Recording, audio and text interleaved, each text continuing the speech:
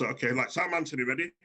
It's my pleasure to introduce Anupama Ranawana, who is our speaker. She researches the relationship between literature and Asian feminist theology. She works at the Center for Religion and Politics at the University of St. Andrews. She also teaches a course on justice, environment, and mission, with a particular focus on Indigenous, Black, and Asian theology for the Queen's Foundation, and that is the Common Award Scheme. And she works part-time as a research advisor for Christian Aid. She has worked extensively as a researcher and animator for think tanks and faith-based NGOs. And her first book is entitled A Liberation for the Earth, Climate, Race, and Cross, and that was published in 2022 by SCM Press. And she also publishes academically on feminist, religious, political thought and the importance of social movements for political theology. So Anu, we are in your hands, and I believe that you'll be speaking probably to your recent book and some other thoughts as well. So please share with us your thoughts. Thank you so much, Professor Eddy, and thank you very much, Kevin and the URC team for the invite to speak. I'll try to be brief and comprehensible. The paper, I just want to say very quickly, the paper I uploaded is sort of a collation of my moving on from Project A, which was the book, into Project B, where I'm working with a colleague at Christian Aid to talk about how we can understand reparations through the lens of understanding poverty in a multidimensional sense, paying attention to things like trauma and cultural loss.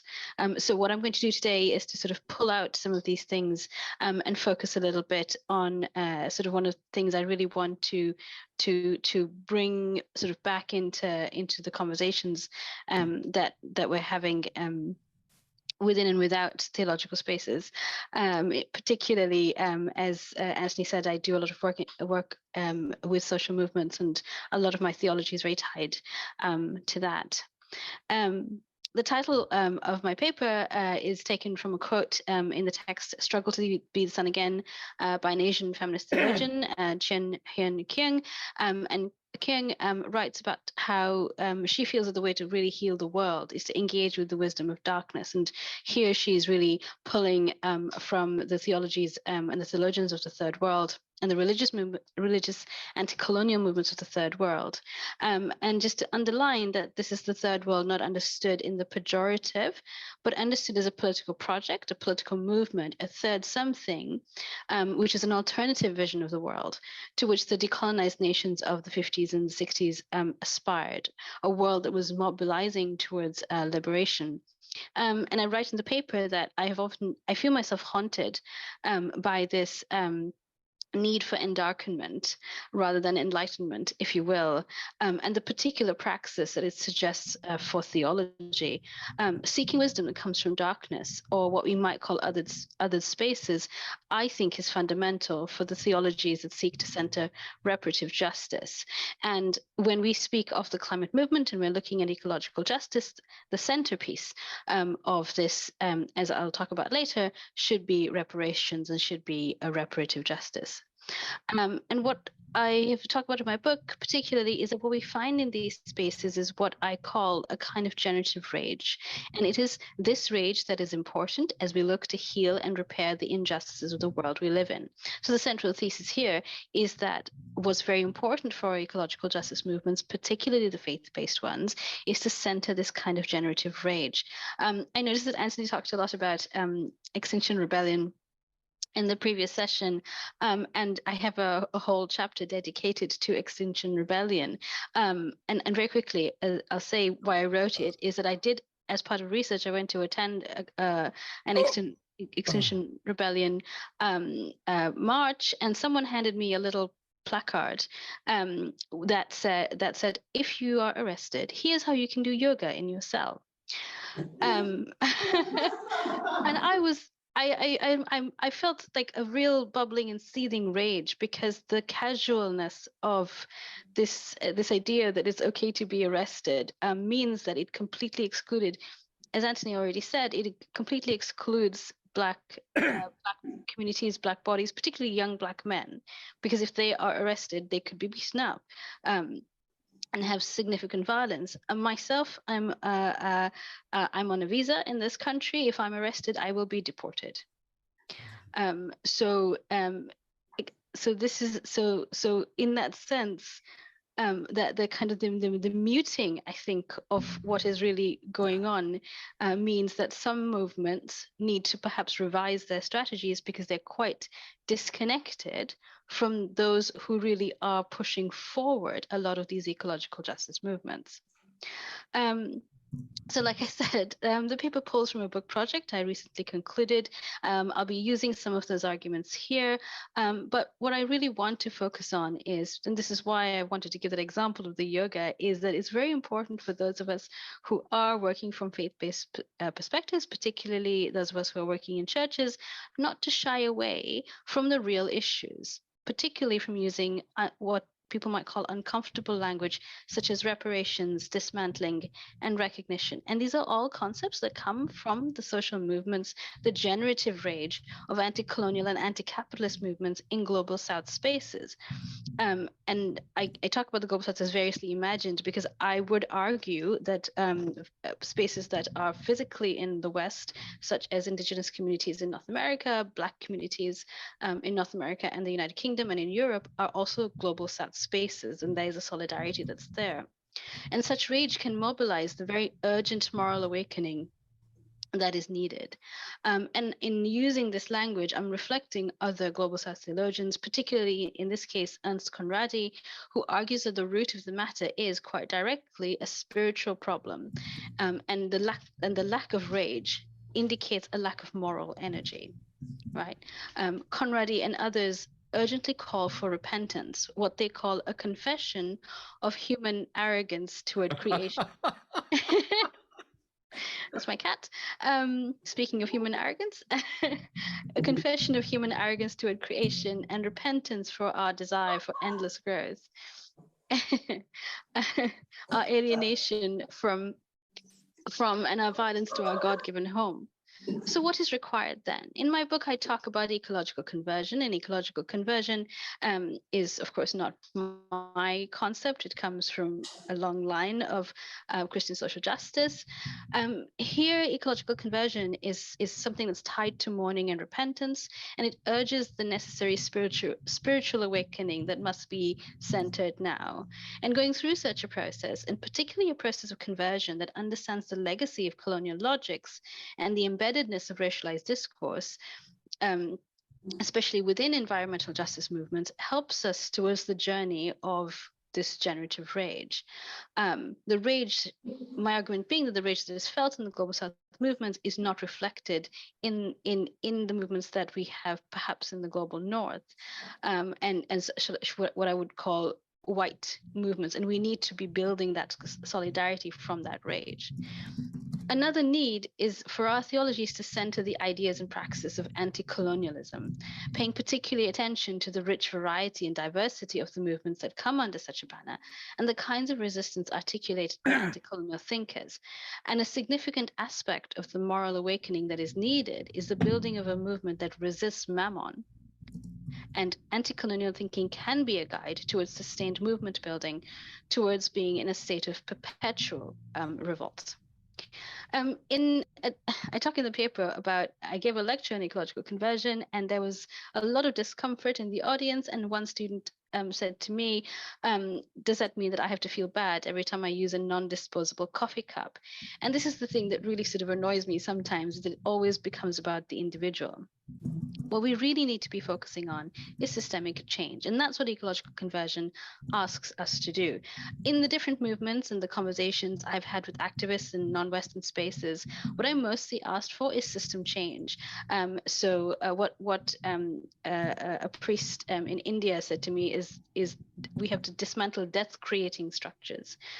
So a nun in Sri Lanka, a very vocal opponent of rapacious development in the country, she she looks at sort of the dominant model of development, and she said to me that her argument was that for persons of faith, unlimited growth and exploitation of the created world, it can only be seen as a sinful occurrence.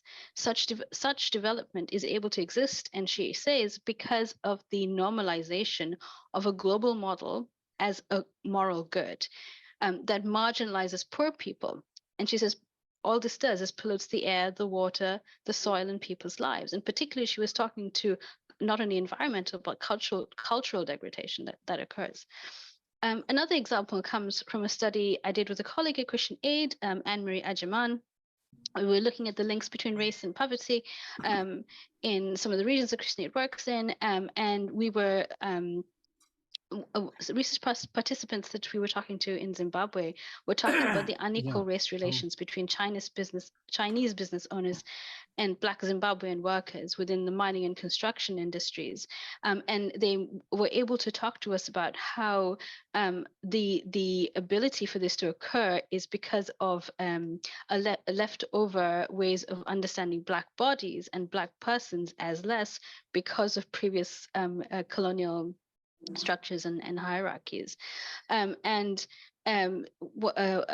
of the participants talked about how the racial inequality has so greatly marked the national identity of Zimbabwe, both before and throughout the colonial period, now forms the building blocks of continual racial inequality evident today in the relationship between Black Zimbabweans and Chinese business owners.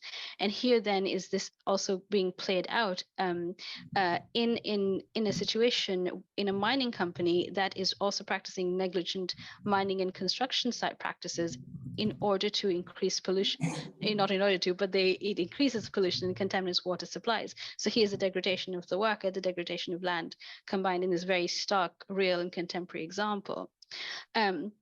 What was really interesting in this conversation is that one research participant asked us this really critical question, is that what does the Black Lives Matter movement and the decolonial journey mean for Black people in Zimbabwe who are on the sharp end of poverty and racism? Does the movement run the risk of only being meaningful for Black people in Western contexts? Or is this an entry point to affirm the rights and resources of Black people everywhere? So really there, and I think this is a statement of generative rage, it's also calling for the need for global solidarity. And it is this idea of the global solidarity that is very important to ecological conversion. And these examples point us to the problem of misused power. And from a theological perspective, misused power is the outward manifestation of sin, both individual and collective, which fracture relationships, embraces mammon, and turns us away from God. And we can see this in different parts of the world, expressed spiritually, relationally, and materially.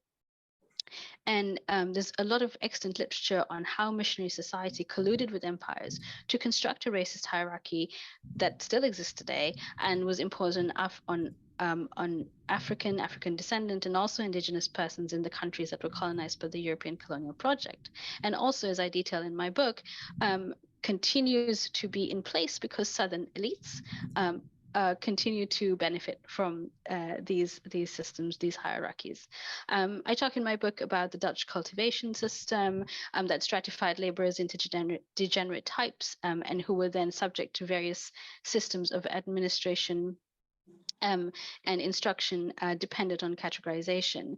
Jesse Mugambi, another theologian from the Global South, he looks at this and he connects colonial legacies to climate injustice, and he says it creates a problem of imbalance, wherein it's not that people are ignorant of poverty, but it is the subsumation to a culture of disposability. I'm at a meeting in a moment.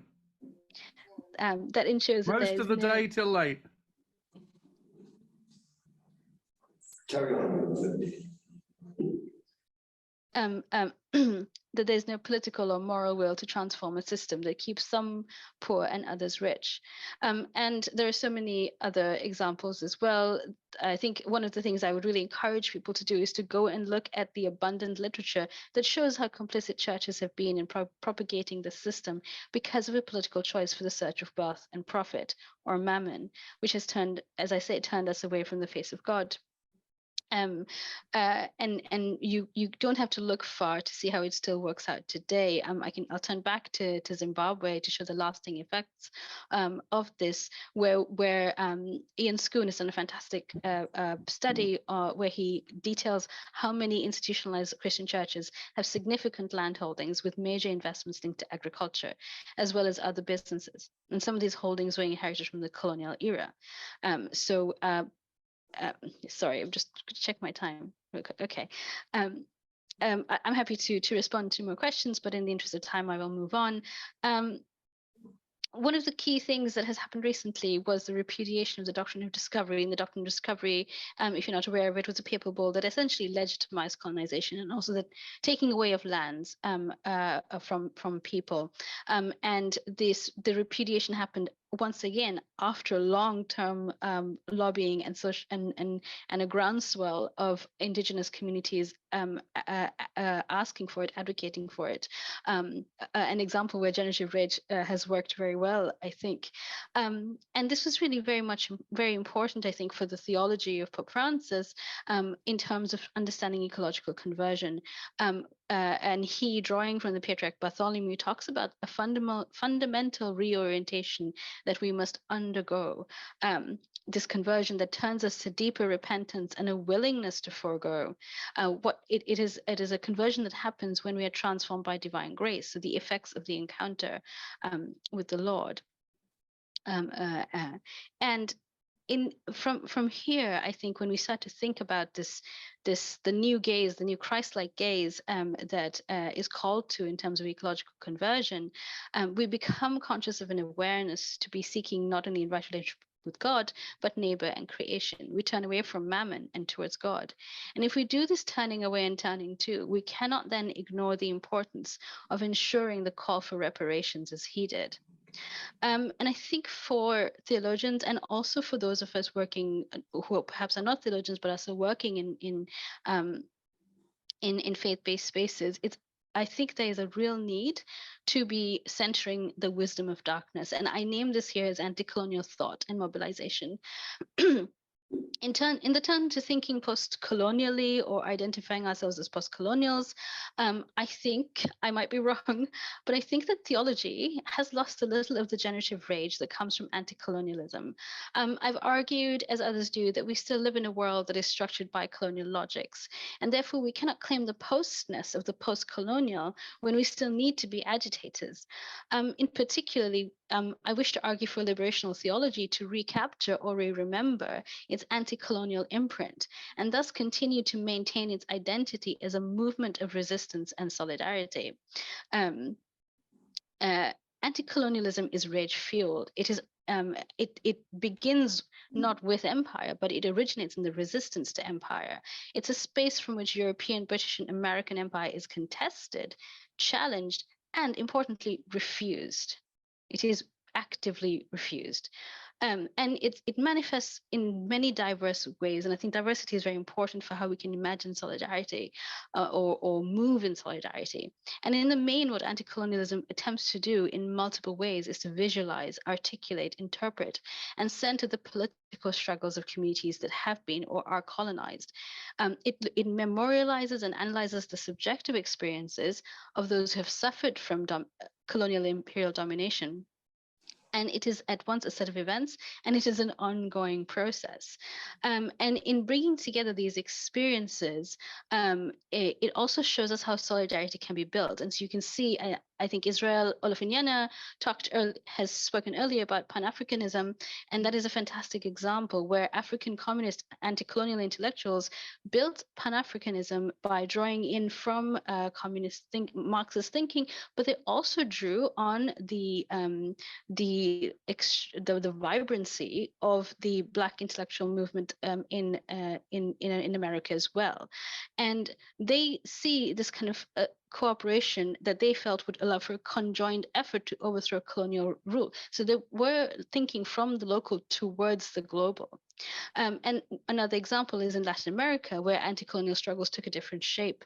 And these movements that defined colonialism as the ways in which their countries remained economically and culturally dependent on the Spanish or the Portuguese. And so there's a critique of global capitalism. So it's not only about actively fighting occupation, it is about this larger critique of capitalism. So going back to the example of the coffee cup, what we can see in these anti-colonial movements is not the focus on the individual, but the question of how do we resist collectively, and how are we oppressed collectively? And I think that's a very important question to be centering as part of our environmental justice movements. And so this idea that the third world of Latin America, Africa, and Asia would stand in global solidarity against the economic imperialist might of the global North. And James Cohen, famously at an Eat What Ecumenical Association of the Third World Theologians Conference, argued beautifully for the fact that he would want to include the African American community in the United States as part of that third world as well. And I very much agree. And these are movements we need to recenter in our existence as global churches, especially as we look forward to reforming the idea of mission into one of solidarity. And we can take lessons from the generative rage of anti-colonial thought and how to do this. Just to remind you that anti-colonial resistance has long been interwoven with environmental protection, and we can see that there's a generative rage that binds these struggles together. Indigenous, Black, and global South racialized communities have long fought with their ancestral and innovative knowledge and practice, particularly storytelling, for land rights against large-scale deforestation and resource exploitation. And the academic Farhana Sultana says, we do this because we do not have the luxury of wallowing in our suffering. There's no time for yoga in a jail. We resist, survive, and collectivize. For the activists and communities in Global South and in Indigenous spaces, acting on climate issues is also about survival within a system that does not want us to live. The work for transformation and the moral awakening that is required cannot be one of grief. There's a lot of amazing work about grief right now in terms of environmental justice, and that's a valid emotion, but it can't only be grief, because grief turns too easily inward and into the self. This looking inward, even perhaps the wallowing in grief, means that it is then easy to turn our hearts and minds away from justice, to insert apocalypse into the narrative of ecological justice and not hopeful radical justice. Rage for theologians and faith-based activists from the Global South is an epistemic condition. Maybe we have not seen this or realized this because the academy in particular has found ways to mute this voice. And maybe it's often easier to work with voices from the Global South or from the Third World or oppressed communities only when we are good voices. That is, when we present ourselves gently and in silent gratefulness, and in doing so, negating our actual experience of anger and rage. And perhaps because of this, you don't see the rage that drives liberative theologies. The Dalit poet and novelist Meena Kandasamy has a wonderful series of lines in her poem, Once My Silence Held You Spellbound, that says, you wouldn't discuss me because my suffering was not theoretical enough. Now I have become theoretical enough. I learned all your big, big words. But because I use these bedeviled words, the way you use me means I still have not stopped seething in anger. Similarly, Joshua Samuel argues that anger is an essential feature for liberation theologies, especially those that write from Black and Dalit perspectives. And he talks about Dalit theologies that are inspired by the cross because it's a symbol of revolution that asks for a rising up against oppression, and therefore it cannot be genuine without the emotion of anger. And he argues that Dalit theologians are connecting with the Christ who came to set fire to the earth. This is not to say that this theology is not motivated by love or the experience of love, but if you are moved by love and having encountered the being that is loving, are we not moved to anger to see the lack of love that is expended upon the earth and also on particular bodies?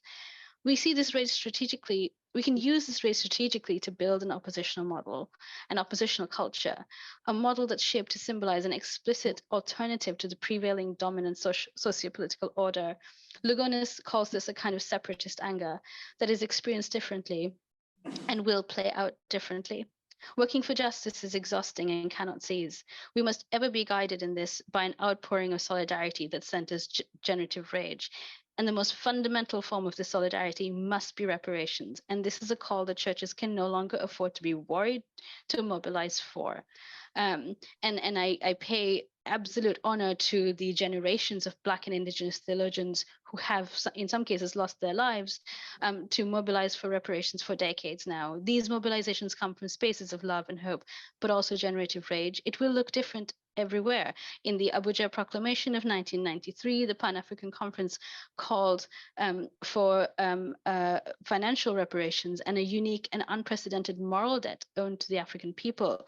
The amazing and fantastic Mia Motley says reparations is not simply about money, but also about justice. I don't know how we can go further unless there is a reckoning first and foremost that places an apology and an acknowledgement that a wrong was done.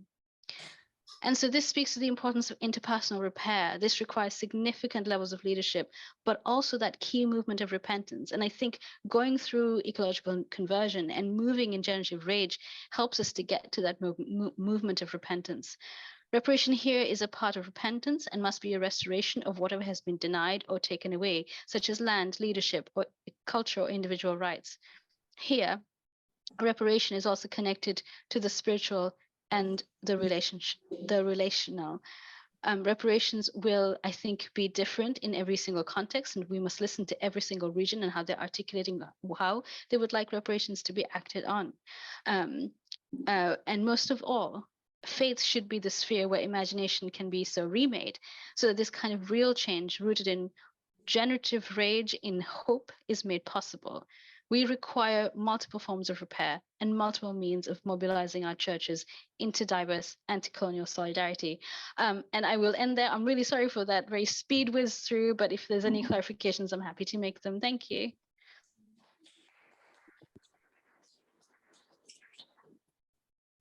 So thank you very much, Anu. There is much to digest. We have some time now for questions. If you would like to ask a question, please put your question in the box. I will then peruse that, and then I will invite you to unmute yourself and to ask your question. So whilst you are in the process of drafting your questions and put them into the chat box, I put all the questions into the chat box, just the bare gist of it, invite you to speak. I'll kick off with a couple of questions for you, Anu, if I may. So first is, and I was really taken with your notion of generative rage, and I think absolutely right. I think there was something very, very powerful that we need to harness there. But I guess the question I want to pose is, how do we use generative rage without it consuming and devouring us? And I say that as someone who's been involved in various activist movements. And certainly I remember being part of a Pan-Africanist movement back in the late 90s. Pretty much none of the people I was involved with then are still active now. In various ways, all of us have been burnt out. So how do we prevent ourselves from being consumed or devoured by generative rage? Thank you, Anthony. That's a fantastic question, and one I think about a lot as well. So I think my way of responding to that, one, as a person of Christian faith, I often look to the cross. I look at the movement of Christ, and I see someone who effected the complete subsumation because he was so full of rage. And I think if there is that example, how can the cross restore us and take us forward? But I think in the everyday and practical ways, what I think the way that we can maintain our momentum in terms of generative rage is through community. And that's why it's very, very important in social movements that we're not siloed into our own, particular issues or anything, but we're building cross movement solidarity, right? And we're working with each other. There's also a responsibility, I think, and I say this also on behalf of the South Asian community, that we have to recognize which communities are being made most vulnerable, are being muted and marginalized the most. And there's a need for those of us who perhaps have a little bit more privilege and power to stand in front and stand in solidarity and maybe take a little bit of that heat there, right? Because there is a lot of exhaustion. But the rage doesn't stop. And the other thing I think of, and I read Christina Sharp, her work Ordinary Notes or In the Wake, where she says the thing is, for those of us who are in this situation, there is no other choice but to be rage-fueled. You can't stop because the work for justice has stopped.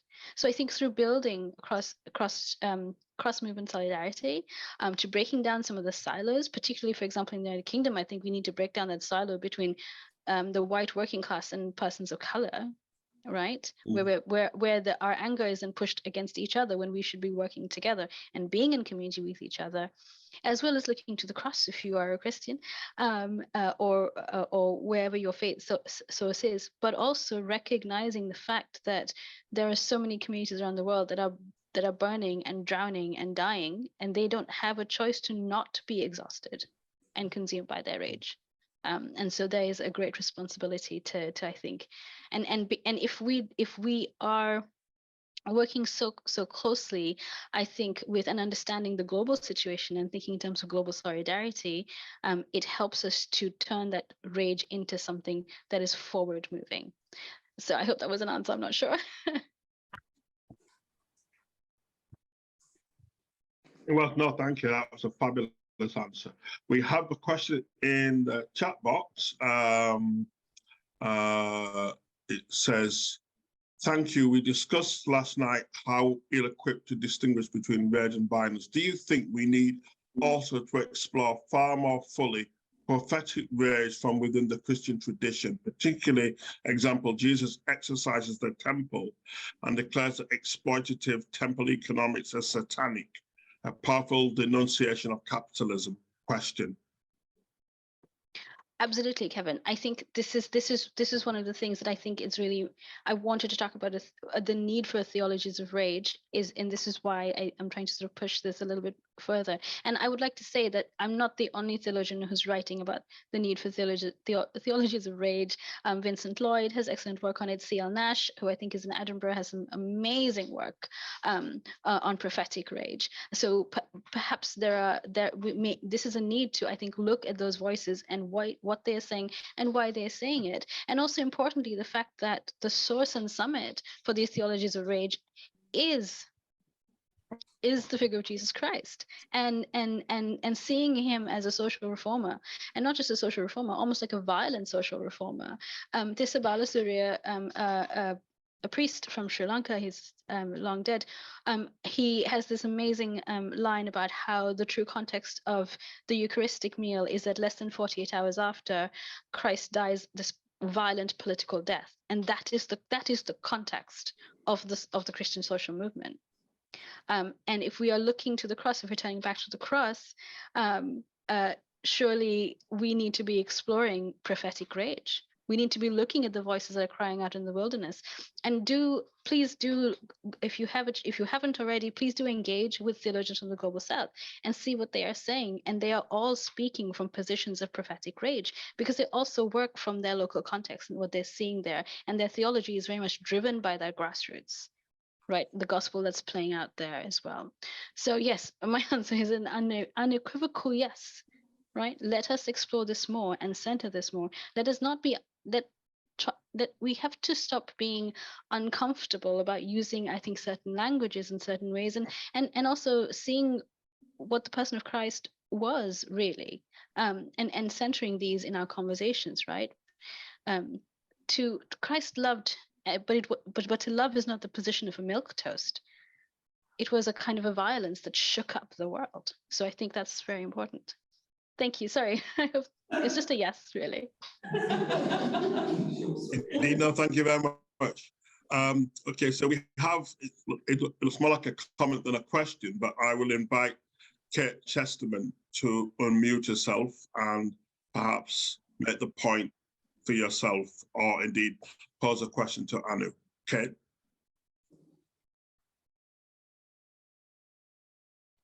Kate says she can't unmute, I think. Yeah. Okay.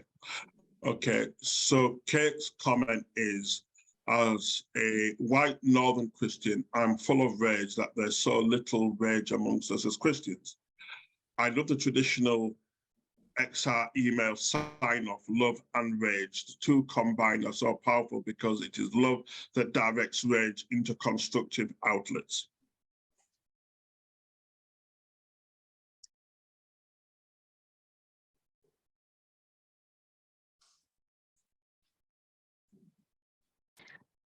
Yeah, that is excellent. I don't get traditional XR emails because of my particular discomfort with how the movement has played out. But yeah, love and rage.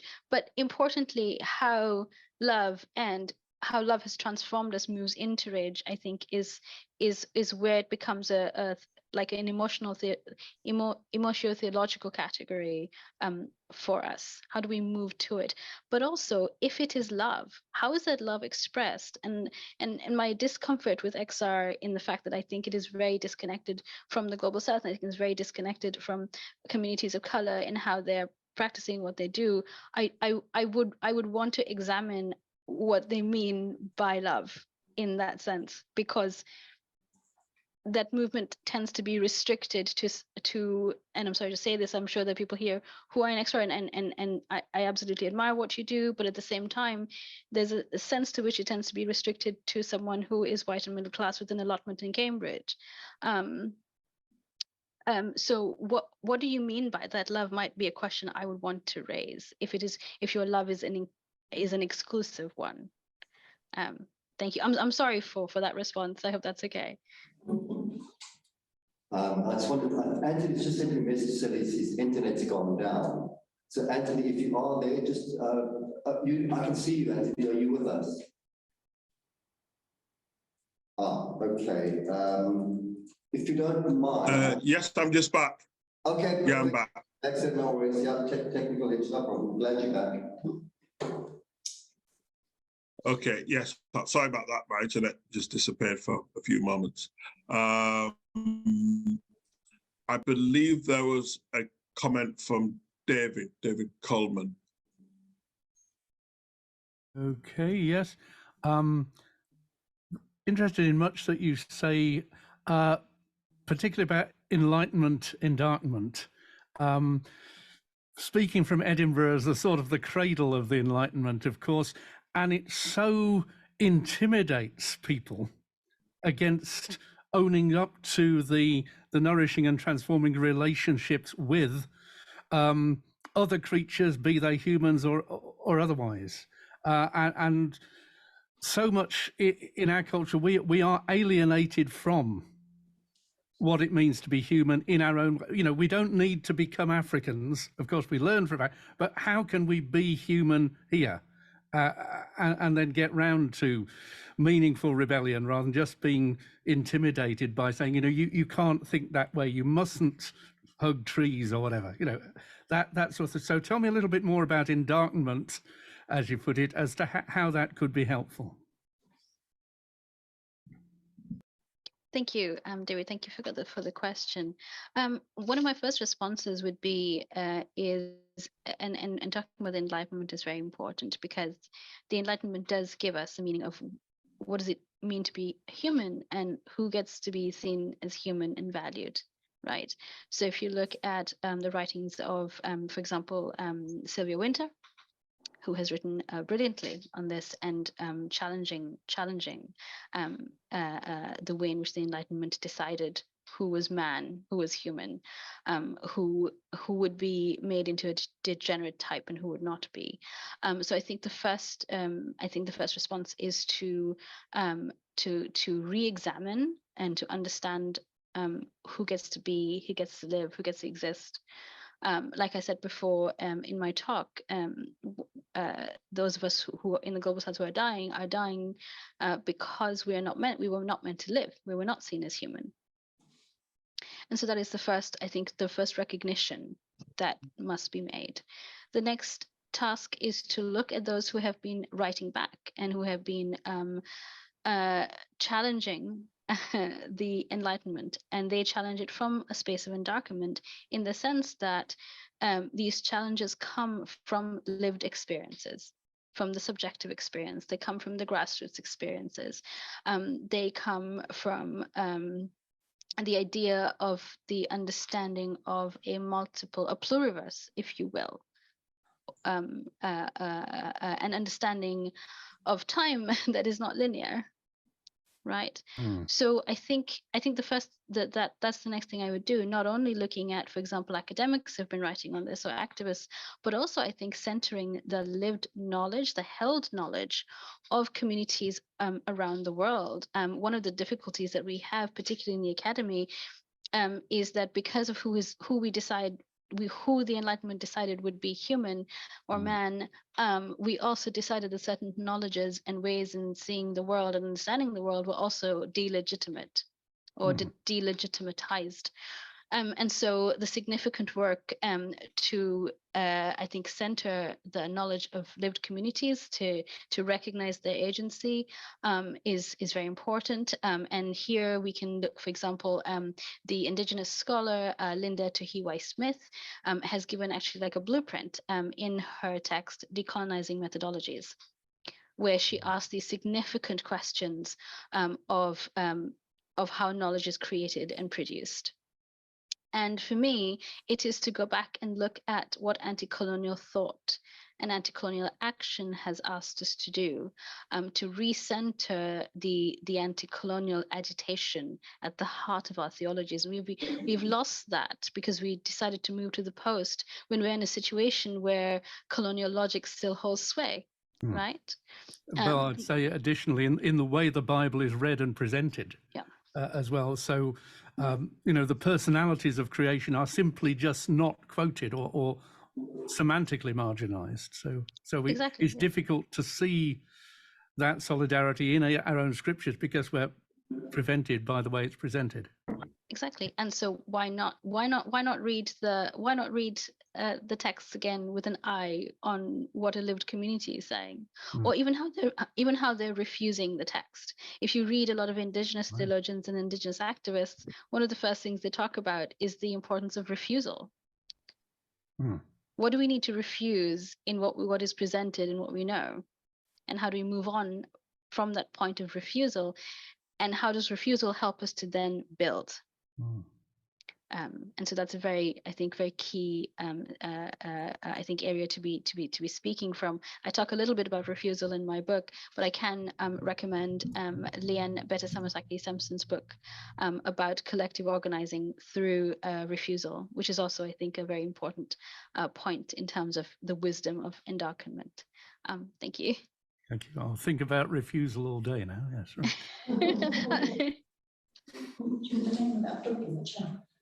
Yeah, I think it'd be really great to have that title of that book again. I know, just so I can type it up, but you said it quite quickly, so I didn't quite catch it. Maybe you pop it in the chat for us, that'll be great. Thank you. Thank you. We have a really helpful question from Kate, who says as follows: Anu, I'm going to stick myself out there and say that the challenge you raised about Extinction Rebellion has been out there for some time, and I think Extinction Rebellion understands the challenge. And CCA, of which I am, sorry, it's got blank. Yeah, I wish I'm a part also. I'm not sure what CCA stands for. If someone could put that in the chat box, please. I guess the challenge I would push back. Sorry? Christian Climate Action. Right, okay, Christian Climate Action. So it says, I guess the challenge I will push back at is that I accept that resistance through arrest may not be something that Black communities can engage with, but does that therefore mean that those of us who have, does that mean that those of us who have the privilege of doing so should therefore not do so?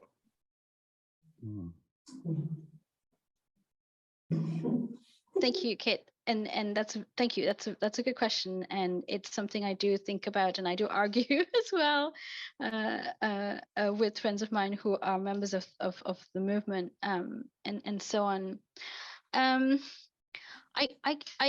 think my question is, what does the arrest accomplish?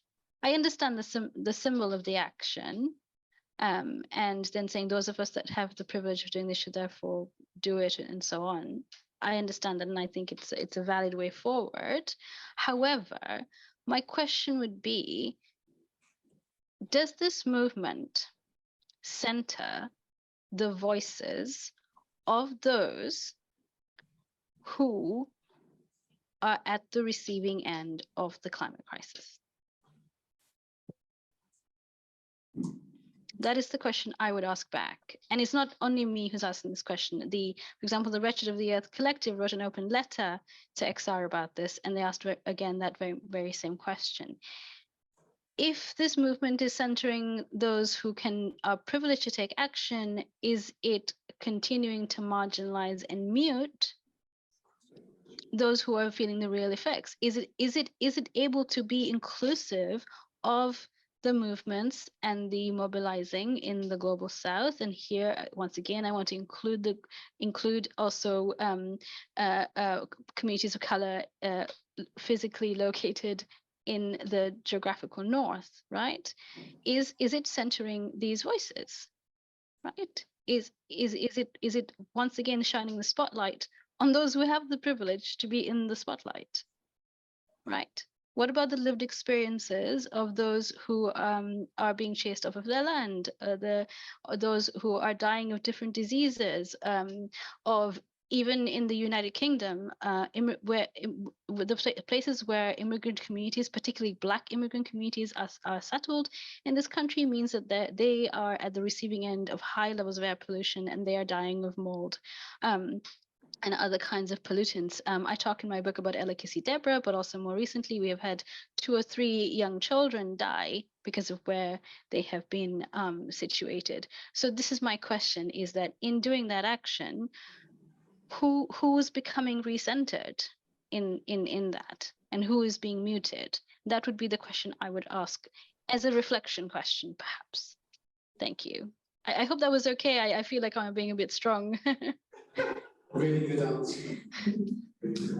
Excellent answer. Well said. Well said. Could you say that again, please? I think it's worth referencing Kate's paper, which talks about her motivation in the sense of it. The perspective is from the impact that is happening in the global South. And it's what can we do about it, or what can some people do about it in the North. But I think Kate's paper helps to put some of that into context.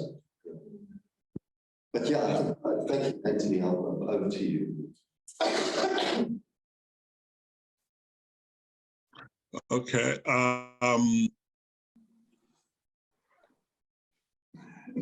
Well, I tried to work together. Okay. Are there any other questions? I'm wondering if we could maybe just come back to the room here. Is there anything from the room? Yeah, in the room. Yeah, so if I'm just going to remove spotlight for a second there, if I can spotlight the room. Yeah. Folks, you're on. Is there anything here, some reflections or comments? I think that's a really interesting discussion. That raises stuff that certainly I haven't really been thinking about, so it's really great. I've got a question for me. Yes, okay. So behind the camera, we have something from Lawrence. Yes, it was really, it was a little discussion I was having with Graham in the chat that Anthony missed because he was out. And it was the question of if Jesus condemned the exploitative economic system of the temple and exorcises it and says basically this is satanic. And he ends up then condemning the temple and says it'll all be utterly destroyed. He doesn't seem to think that economic system, if it's satanic, can be used to subvert the economic system that is satanic. You can't use money to sort out the problems of economic exploitation. And what does this say to us about about reparations, if we want to use reparations in monetary terms as a way of addressing climate justice, is there some sense that actually that's just playing the system? Now, Graham's response I thought was really helpful. He said, you know, there's no such thing as innocence, and we've got to use what we can. But are there some things that are outside the possibilities of being used for redemptive purposes? And what kind of work can reparations monetarily do for us? And what are the dangers of going down that route of reparation? Thank you for the question. I'll try to answer it, but I also feel very strongly that Professor Reddy is also an expert in this area, but I'll try. My response in terms of reparations, first of all, regions and communities that are calling for reparations are not only asking for financial reparation. The first thing they're asking for is a recognition that something wrong was done. I think Anna Perkins did a paper on Mia Mottley, and if you read Mia Mottley's speeches, she says this very explicitly: something wrong was done. Admit that something wrong was done. That is the first step in terms of reparation. I was very lucky to accompany the Truth and Reconciliation Commission process in Canada, and there again, Indigenous communities are saying, first say something wrong was done, right? That is the first thing that people are asking for. It is about a moral reckoning. That's what reparations is. In the first main, it has so many different dimensions. It's not only financial, and I think that's the first important thing to think about. And when we talk about what is it that people are talking about when they talk about the finances of it, first of all, a lot of money was taken from many different parts of the world so that another part of the world, particularly Europe, could live lavishly, wealthily, right? I do, you know, we know this. We know how many buildings around us were built from wealth that was taken from slave trade, for example, right? So if you make that recognition that something heinous and immoral was done, and that wealth was built upon it, the financial ask is for the redistribution of wealth. So it is not about give us some money and we are going to stay in the same economic system. It's asking for a completely alternative economic system in which not only wealth, but power is redistributed. And not only redistributed, I would go so far as to use the word dismantled. Where is power centered? Right around the world, where is power centered around the world? Shalija Patel, who's an economist and activist in India, she talks about how the 1% are in solidarity with each other and the rest of us are fighting, with the 1% are in also solidarity with their wealth, and that needs to be redistributed. And that can only happen if we recognize what has been done wrong, if we see the sinfulness in the system, and we redistribute power. Right? So that redistribution, why is it that so many of the countries around the world that are at the receiving end of the climate crisis are having worse issues every time there's a new cyclone? Is because because so much of the money, even the donor money for development, is concentrated in certain parts of the world and it is not in other places. They literally can't afford to build back up. And that is because their wealth from their countries, resources from their countries were not only taken, but are continued to be taken. If you look at the mining corporations that we still have around the world that are essentially resource extractors and continuing this on. So it is about, I'm sorry to be a bit strong about this, it is about the redistribution of wealth. And lastly, reparations, once again, is not only financial. What are the things that have been lost? Culture has been lost. Language has been lost. Identities have been lost. So one of the biggest conversations we're having, particularly in Christian Aid, we're starting to have this conversation, and I think my colleague Bob Kikuyu will be speaking to you later on. Please ask him for his paper where he's talked about non-economic loss and damage, right? How do you even quantify the loss of culture? You can't. But if we move towards a system that recognizes the moral wrong, that is about the redistribution and the dismantling of power, that's important. And financial reparations is a first step towards that, right? if you look at after the repudiation of the doctrine of discovery, the first thing all the churches should have done is to give back the lands that they are still holding on to and making them wealthy, right? So I think that would be the first step for me. I do apologize if my responses are a little bit strong. Thank you. Don't apologize at all, Anu. I think that's part of the prophetic message that we need to hear in order to make us uncomfortable. I mean, we know that part of how the status quo has been reinforced has been through a kind of,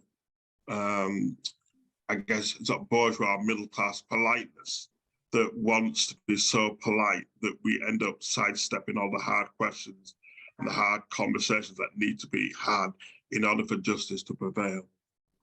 So thank you very much, and do not apologize again. Kevin? We have a Kevin. question. Just give me a sec. Sorry, Anthony, to butt in. We've got a question here from the floor. We'll spotlight you. It's not really a question. It just goes back, actually, Anthony. Yesterday, we spent quite a lot of time talking about recentering ourselves on Christ, and Lawrence picked up on the Good Samaritan. Just wanting to say to Anu at this point, and again, you've already said it about not apologizing, and what came to mind for me was that lovely, rich young man who approached Jesus. And before he got to Jesus, Jesus just looked at him and loved him so much. And then he said, you know, what do I need to do to change my life, to inherit eternal life? And Jesus wasn't polite necessarily, and he didn't give him the answer he wanted to hear. He actually said to him, well, you just have to sell everything that you've got and give it to the poor. And I'm sure after Jesus said that, he didn't say, I'm sorry. Simeon. I just wanting to pick up on the question about reparations, and then noticed in your paper, Anu, you made reference to the COP27 agreement around the loss and damage facility internationally, and I wanted to say a bit more about whether you see that as a step towards reparations of some form, and what more it would need to do to be a truly reparative step. Thank you, and thank you very much for saying yes. Yes, Christ wasn't apologetic. That is true. This is the conditioning and the trauma you carry with you as an immigrant of color. I think you're always apologizing for yourself. Thank you for the question on COP27. First of all, it took so long for COP to even get to the point of loss and damage. It was so hard. And that particular agreement is also significantly diluted. I don't know if you remember the different conversations that were going on and what the Pacific island nations in particular were asking for. And so a lot of that was moved out. Particular language on coal and coal production, I think, was also muted. So there are significant flaws in the document as it is, and although signed, it is yet to be implemented. So I think one step forward would be about implementation. I think one of the things that was significantly missing is that we need to talk about who's in the room at COP27, who's in the spaces of climate negotiations. We still have very powerful, wealthy countries that are able to make a decision on loss and damage and push it forward. We also have lobbyists for oil companies and fossil fuel companies that are in the room. Not 2 or 3, I think about 3 COPs ago, Indigenous activists were actually shut out of the room. Physically, there's actually, I think, a clip somewhere where the doors are shut on them. So I want to ask this question again, and which is the question I asked in response to the XR question: who's in the room? I would want to go back and look at that COP loss and damage agreement and say who's in the room and who is able to take the lead on what this needs to be, because there's still a significant dilution of what happened to COP. It still does not, and it still is very much about responding in a technocratic manner. It reorients the situation to look only at the financial. That's another issue, really, because it misses out on what reparations is about the moral reckoning. And this is, I think, the responsibility of communities that come from a faith-based perspective, right? Is to lobby for, to mobilize for, and to say the loss and damage agreement needs to be predicated on a moral response, not on what essentially is continued sort of power play relations and foreign diplomacy. So how much on COP is decided by the G7 nations? I think this week or next week. Exactly, David, you're correct. Where I think they're meeting, is it in Brussels, to talk about, okay, what was going on, and a lot of the decisions for what will happen at COP28 will be decided beforehand. So there's negotiations where countries that have less power might be in the room, actually don't really have that level of power, right? So I think there's a real question to be raised there as well. I find it striking, and Hannah Malcolm, I don't know if you've read her book, Words for a Dying World. Hannah and I just find it incredibly depressing to have COPs happening in, I mean, the one this time is happening in the UAE. What is that really saying, right? Is COP even connecting with the experiences of the communities and the spaces that are at the receiving end of the climate crisis? I don't think so. You have it in Glasgow, you have it in, the UAE. So who's even able to come to the table? Just think about how even an academic conference here, most African nationals can't even get here because of the visa issues. There's even like a physical way in which you are pushing people out of the room, I think. So for me, loss and damage needs to be reoriented towards the moral reckoning, and the lead needs to be taken by Pacific Island nations, Caribbean nations, and particularly countries like Malawi, for example, where that are at the receiving end, and then can say what is needed and take that forward. And that's when we talk about redistributing the power in the room. As well. Thank you. Can I just say, I'm saying these things in my individual capacity. It is not a reflection of Christian Aid's policy on this at all. Thank you. Yeah, well, I think we've run out of time. So, Anu, thank you very much for an inspiring and challenging and prophetically honest and rage-filled presentation. Please let us show our customer appreciation. Thank you very much.